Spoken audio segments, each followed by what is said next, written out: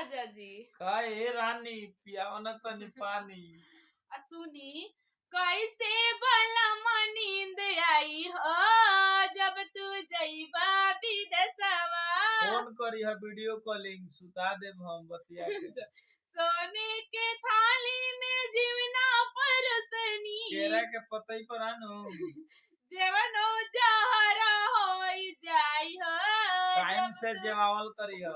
जब तू जइबा विदेशवा कैसे भला नींद आई हो जब तू जइबा विदेशवा।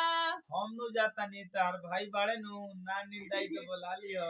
जजरी गड़ुआ में पनिया भराई गरुआ का हो जजरी गड़ुआ में पनिया भराई पनिया शराब बन जाए हो राजा जइबा विदेशवा।